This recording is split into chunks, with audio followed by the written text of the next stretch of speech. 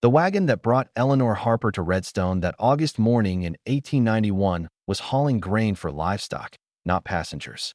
She sat on burlap sacks soaked through with the smell of dust and damp. Pressed close beside her was her 15-year-old brother Owen. Both of them watched as the Nebraska territory unfolded before them, like a promise they weren't sure they believed in. She was 19 years old. $43 were sewn into the hem of her dress. In her hands, she carried her father's leather journal, its pages filled with diagrams and calculations written in Scottish.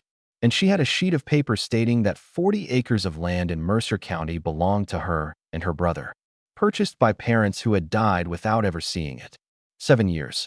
That was how long they had lived at St. Catherine's Orphanage for Children in Detroit. 7 years in rows of identical beds, eating food cooked for 60 children at a time, watching the seasons change through windows that were never truly clean. 7 years of being nobody's children, waiting for the day when Eleanor would turn 19 and they could finally step out into a world that had forgotten they existed. The driver, Walt, pointed toward a cluster of buildings shimmering in the heat. Redstone. Nothing remarkable to look at. A main street with a general store, a bank, a church with a white steeple, a smithy, and 24 houses spreading outward like rings on water. Beyond the town, the prairie stretched in every direction, endless and golden. Eleanor jumped down from the wagon and helped Owen. The heat hit immediately and without mercy. As she looked around, a dog appeared from beneath the porch of the store, young, with the thick coat of a husky mix, ribs showing through its fur. Owen dropped to his knees. The dog sniffed his hand, then pressed its head against it. Eleanor produced a piece of dried meat. The dog took it carefully from her fingers. From that moment on, it never left them. Owen named him Thor, after the old god from the stories their father used to tell. The land their parents had bought lay 3 miles outside of town, on a gentle south-facing slope. When Eleanor first walked across it, she understood at once why her father had chosen this particular piece of ground. The slope catches the winter sun.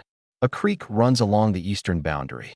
And the hill itself, with its thick layer of soil above bedrock, was ideal for a dugout, an earth shelter, the kind that Eleanor's ancestors had built in the Scottish Highlands, where winter could carry a person away in minutes.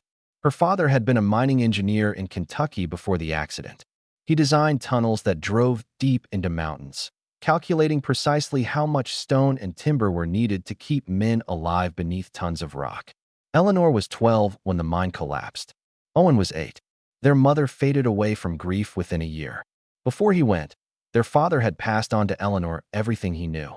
He made her memorize the central lesson. The earth holds its temperature at 54 degrees year-round. It is a blanket that God gives for free. Any fool fights the cold. A wise person learns to let the earth fight for them. Now, standing on Nebraska soil with her brother and a homeless dog, Eleanor knew exactly what to do. The first problem was money. $43 was not enough for lumber to build a proper house. The store belonged to George Caldwell, a broad-shouldered merchant of 52 and the only supplier of building materials within 50 miles. George came on the second day. He looked over the empty land, the 2 young people, the dog resting in the shade of the only tree. He made an offer, $80 for the land, nearly twice what Eleanor had. She refused. George's expression shifted, not to anger, but to the patience of a man convinced he knows better than everyone else. He said that 2 orphans would not survive the winter. That snow buries houses up to the 2nd floor. That experienced farmers with good equipment had been broken by this land. Eleanor listened politely. When he finished, she said only that she would manage. As he left, George said, 2 orphans won't last until the first real frost. When you change your mind, I'll still buy, though the price may be somewhat lower. Eleanor remembered those words for the rest of her life. They began digging the following morning. Eleanor marked out a rectangle 18 feet wide and 24 feet deep, precisely according to her father's plans. She took the shovel and began breaking into the earth. In the first week, Owen helped in silence, wheeling away the dirt, sorting stones. But on the 5th day, James Colton, the 22-year-old son of a rancher, rode past with friends. He stopped his horse and called out loudly enough for his voice to carry to the slope. "Look at that! The orphan diggers!" His friends burst out laughing. Owen's shovel went into the ground. He walked away without a word and did not return until dark. From that day on, he spent his days in town, pretending not to know the woman digging alone on the hillside. He slept in the dugout only when no one could see him. Eleanor understood. She did not blame him. He was 15 and desperately wanted to belong somewhere. And so she kept digging alone. If you had been in her place, 19 years old, alone with a shovel, and the whole county calling you mad, would you have kept going? By the end of the first month, Eleanor had moved more than 40 tons of earth, shovelful by shovelful. Her hands were covered in calluses. Her back ached constantly, but it was the kind of pain she had learned not to notice. Now came the harder part, the walls. Her father's drawings called for dry stone lining, built using a technique the Scottish ancestors had practiced for centuries. She carried the stones from the creek one by one, some weighing 30 or 40 kilograms, and set them into the walls. That was when the town began to take notice. George Caldwell came back, this time with Dr. Pemberton, educated in Boston and thoroughly convinced that he understood all things worth understanding. He examined the excavation with the air of a man studying something unpleasant, structurally unsound. The soil will shift. Living underground is harmful to one's health. Eleanor went on laying stones while he spoke. When he finished, she asked, "Have you ever been to Scotland?" The doctor had not. Eleanor returned to her work. They exchanged glances and rode off shaking their heads. Then came Reverend Barrett, who said that God made man to walk upright, not to burrow in the ground. Then Henry Forsyth, the banker, who said no bank would put money into a hole in the earth. Then Margaret Harrow, the merchant's wife, who stood at the edge of the excavation and said loudly enough for everyone to hear, "Poor thing. The orphanage has damaged her mind. What a pity." By October, Eleanor had become the most talked about person in Redstone. They called her the digging girl. James Colton was taking bets on when she would give up. Owen heard all of it. One day in mid-October, Eleanor saw him in town. He was standing with boys his own age, laughing. When he noticed his sister, he went quiet. For a moment their eyes met. Then he turned and walked the other way. That evening he came to the dugout, said he had found work at George's store and would be living in the room above the shop.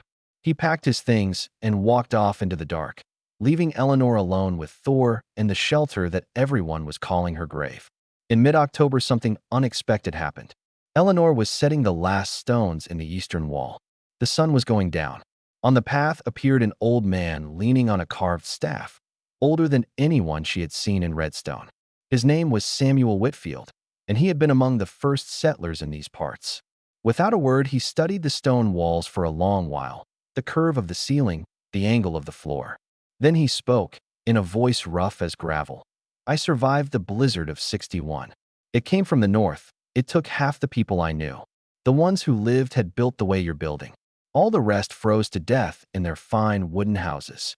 He looked at Eleanor properly, with eyes that had seen things she could not begin to imagine. "You know what you're doing, girl.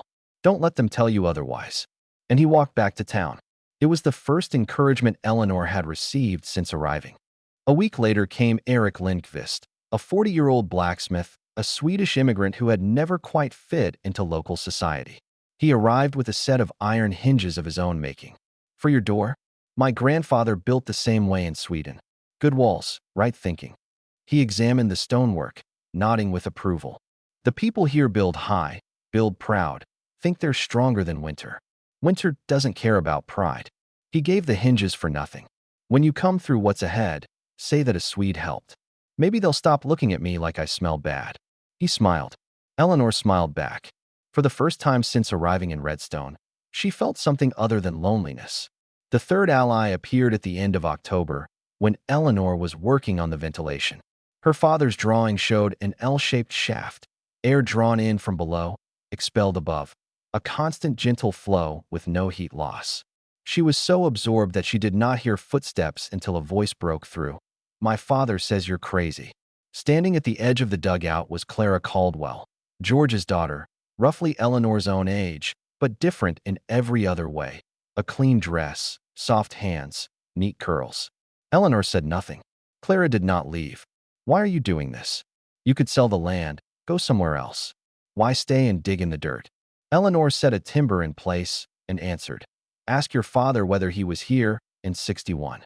Clara frowned. "No, he arrived in '65. Find someone who was. Ask them what happened." Clara left. But when Eleanor looked up, a basket was sitting at the edge of the excavation: bread, cheese, a small jar of jam.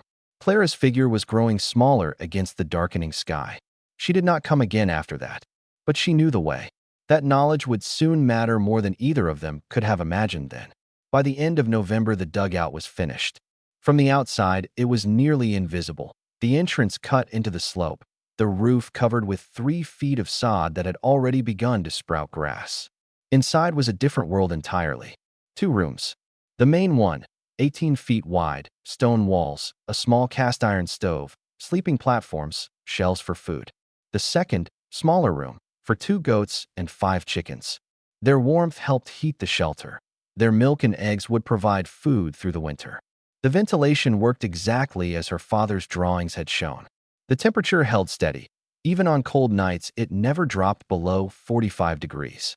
By the door lay a coil of rope, 100 feet of it, one end tied to an iron ring set in the wall.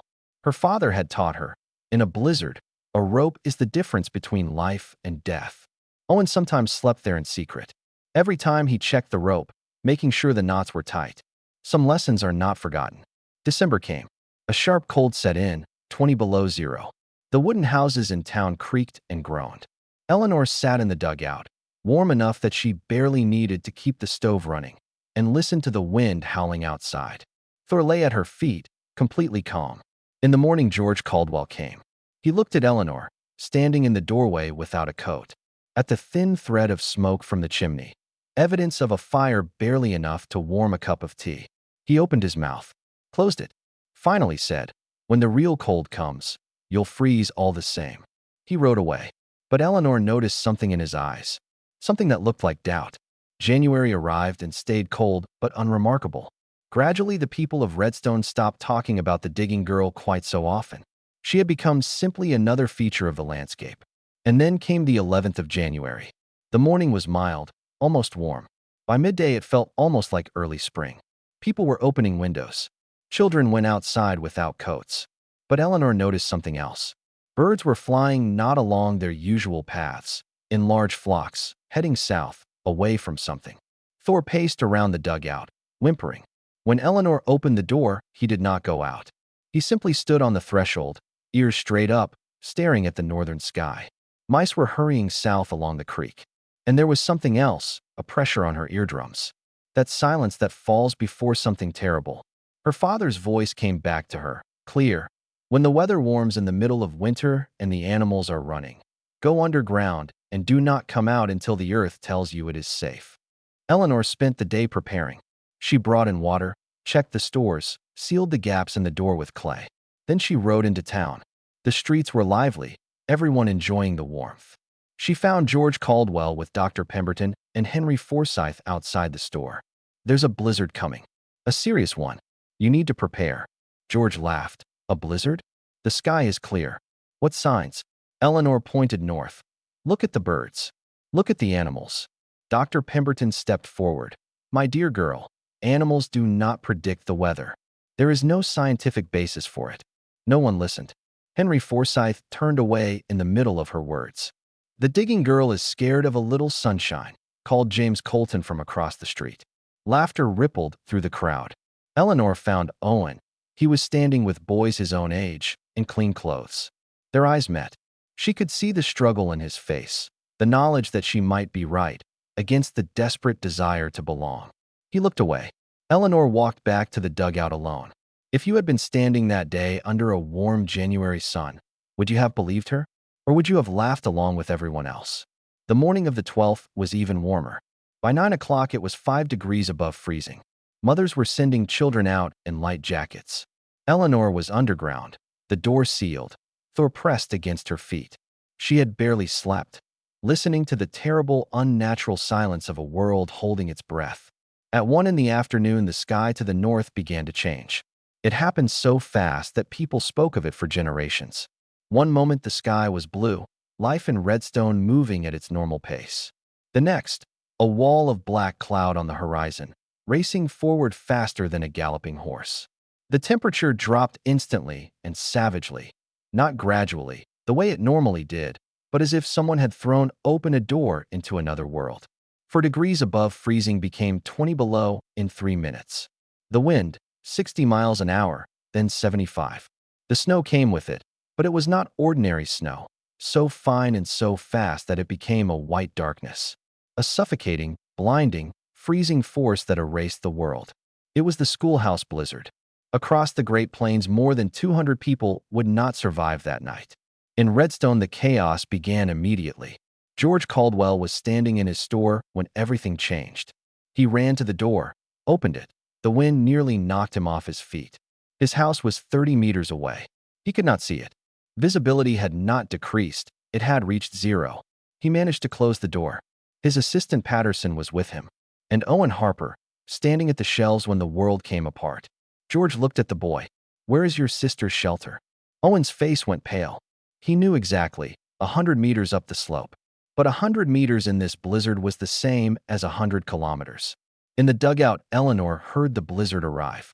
A roar, a howl, something alive, trying to tear the world apart. But inside, behind 3 feet of sod and millions of kilograms of earth, the sound was muffled, like thunder heard from underwater. The temperature held at 46 degrees. Eleanor lit a small fire, not for warmth, but for light. Outside, though it was barely past 1 in the afternoon, the world had gone dark. She sat down to wait. And then she heard it, a sound cutting through the roar. A human voice. She tied the rope to her waist, opened the door. The cold hit like a physical blow. Tears froze instantly on her cheeks. She could see nothing, white darkness, howling wind, particles of ice. But she moved forward, holding the rope. 15 meters from the door, she found Owen. He had fallen. Snow was already burying him. A few minutes more, and he would not have been found. When the world became impossible, his instincts had driven him to run toward the sister he had been pretending to abandon, toward the shelter that everyone had been calling a grave.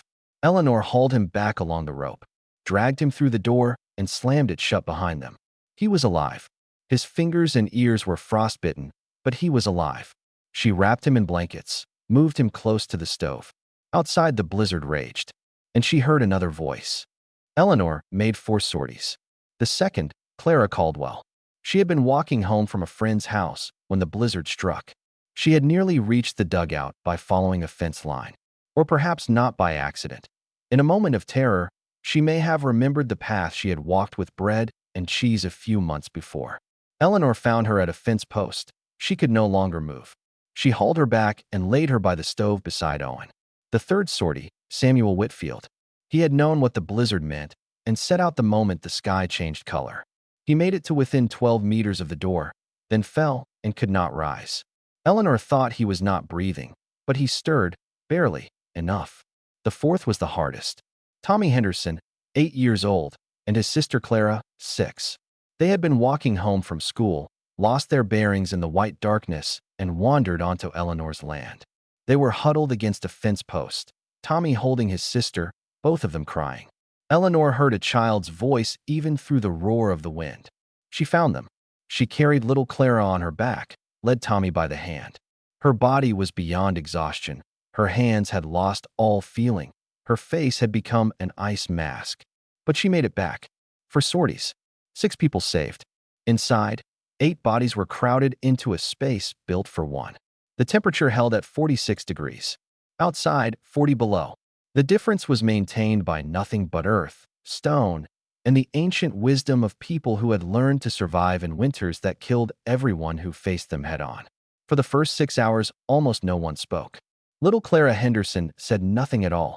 She sat in the corner, eyes open but unseeing. Thor came over and lay down beside her, pressing against her feet, not asking for anything, simply staying. After 6 hours, her hand found his fur and began to stroke it slowly. Then Clara spoke her first words. "Can I keep petting the dog?" Eleanor nodded. Clara Caldwell wept, not from grief, but from a sudden understanding. What this shelter was, what this woman had built, what they had all been laughing at. In that moment, the dugout was not a grave. It was the only place where life could continue. The blizzard raged for 18 hours. People talked.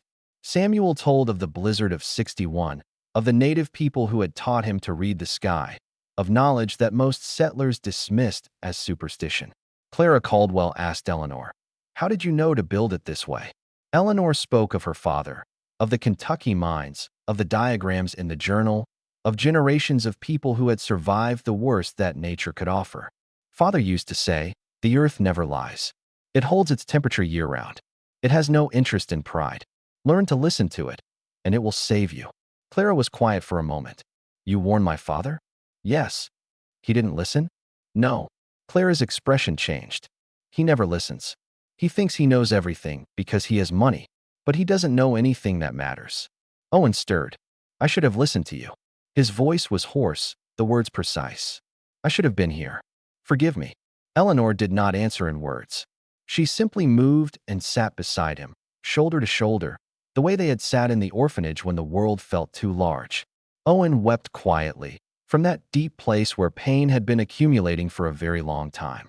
Outside, the blizzard howled. Inside, a family began to heal. On the morning of the 13th, the blizzard died. Complete silence. Snow lay in compacted waves sculpted into impossible shapes. The sky, a blinding blue. The cold, sharp enough to hurt when you breathed. Eleanor stepped outside, stood for a moment taking in the strange beauty of the destruction. Then she went back in and began making coffee. When Tommy and Clara walked into Redstone, each holding one of Eleanor's hands, their mother fell to her knees in the snow. The sound she made was neither screaming nor sobbing, something more primal than either. The sound of a person given back what they had already lost. The father ran forward, embraced all three of them, then looked up at Eleanor. "You saved them?" A nod. "I laughed at you. Said you weren't in your right mind." He was weeping. "How do I fix this?"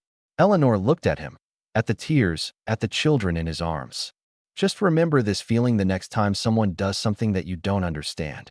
And she walked away without waiting for an answer. George Caldwell survived, but 3 fingers of his left hand were so severely frostbitten that Dr. Pemberton could not save them. When George learned that his daughter was alive, that she had been saved by the woman he had spent months ridiculing, the news outweighed everything else.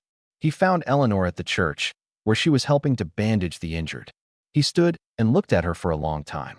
Then he walked over and went down on his knees, right there in the snow, in front of the whole town. "I called you the digging girl. I said you would die. I called your shelter a grave.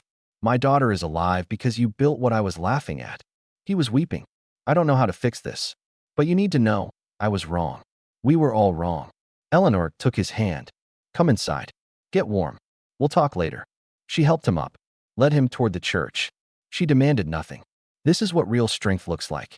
Not revenge, not triumph, not "I told you so." Just continuing to do what is right, even for those who have done you wrong.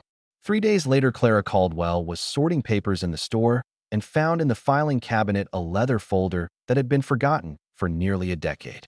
A letter from 1882, a neat engineer's hand, addressed to the territorial government. It warned of lethal winter blizzards. It proposed building earth shelters using Scottish and Scandinavian methods. Signed, William Harper, Eleanor's father. At the bottom, in another hand, immigrant without proper papers. Recommendations unsuitable for American conditions. No action required. Clara brought the letter to Eleanor with trembling hands. Eleanor read it in silence. She recognized her father's handwriting, his diagrams, his logic, the same knowledge he had passed on to her. The same knowledge that had saved 6 lives days before. He too had tried to warn them. Years before his death in the Kentucky mine, William Harper had tried to save people he would never meet. And they had ignored him, exactly as they had ignored his daughter. "He tried to warn them too," said Eleanor quietly. "They didn't listen to him either." Without bitterness, without anger, only a deep, tired sorrow for all the suffering that could have been avoided. Then she stood up, put on her coat, and went out to work. Shelters needed to be built. And now, at last, people were ready to listen. In 1924, Eleanor Harper died in her sleep, in the dugout she had built with her own hands at the age of 19. The night was cold and clear. The temperature inside held at its familiar 46 degrees, as always. Owen was beside her. Eleanor's last words were quiet, as they always were for a person who had never needed to raise her voice to be heard. "Tell them the earth never lies. And tell them this: listen when someone knows something you do not, even if that someone doesn't look like who they were expecting. Right now, somewhere, someone is saying something that doesn't fit what everyone else believes. something that can easily be dismissed because the person saying it doesn't have the right papers, the right background, the right voice. Maybe that person is wrong, but maybe they are trying to save your life. The next time you hear such a voice, remember Eleanor Harper, the digging girl of Redstone, the orphan who built a shelter while everyone laughed. The earth never lies. And sometimes, neither do the people we refuse to hear. Thank you for watching. If you enjoyed the video, please give it a like and subscribe to the channel. Let me know in the comments which city you're from.